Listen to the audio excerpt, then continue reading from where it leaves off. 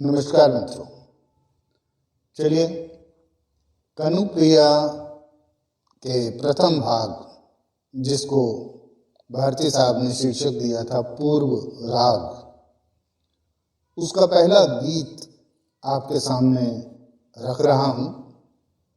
अगर व्याकरण की दृष्टि से देखें तो ये गीत नहीं है, एक मुक्त छंद की कविता है, लेकिन कनुप्रिया की अपनी खूबसूरती है और मैं अपने आप को बहुत भाग्यशाली समझ रहा हूँ कि मैं कनुप्रिया का वाचन कर रहा हूँ।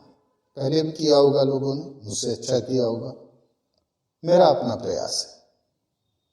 तो देखिए, ओ पथ के किनारे खड़े छायादार पावन अशोक वृक्ष, ओ पथ के किनारे खड़े छायादार पावन अशोक वृक्ष, तुम ये क्यों कहते हो कि तुम मेरे चरणों के स्पर्श की प्रतीक्षा में जन्मों से पुष्पहीन खड़े थे।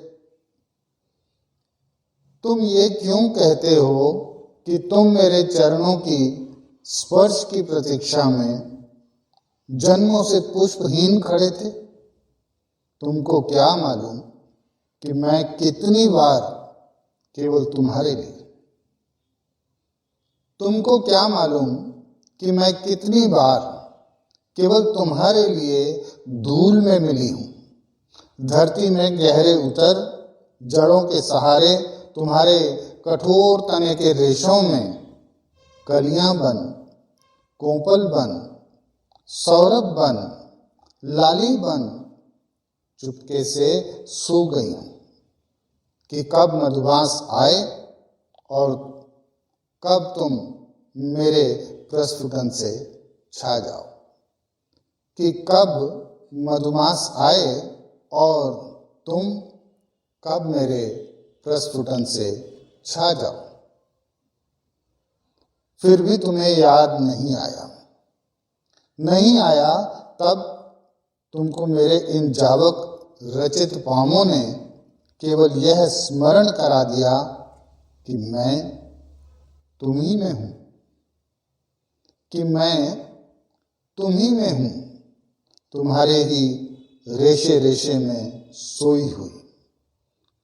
और अब समय आ गया, और अब समय आ गया कि मैं तुम्हारी नस नस में पंख पसार कर उड़ूंगी।